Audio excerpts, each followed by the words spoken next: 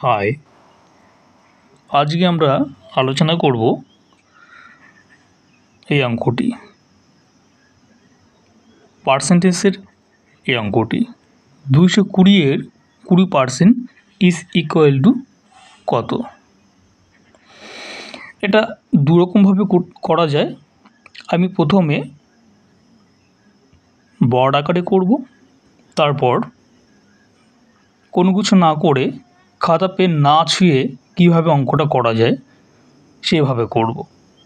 প্রথমে দেখে নেওয়া যাক কিভাবে বডি করা যায়। 20% কথাটির অর্থ হলো 100 ভাগের 20 ভাগ। অনুরূপভাবে বলতে পারি আমরা 100 এর 20। এবার 100 ভাগের 20 ভাগ, এটা যদি আমরা একের মধ্যে আনতে যাই তাহলে অবশ্যই সেটা কমে যাবে। তাই 1 এর যেহেতু কমবে, আমাদের 20টা যাবে উপরে, 100 যাবে নিচে। এবার একের মধ্যে যা হলো, এবার 220-র মধ্যে যদি আমরা করতে যাই, একের থেকে অবশ্যই 220 বেশি হবে। তাই আমার 220টা উপরে গেল। তাই আমাদের ফিগারটা ঠিক এরকমভাবে আসলো, 20 ইন্টু 220/100।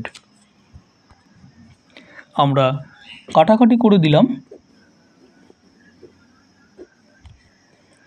এখানে পড়ে থাকলো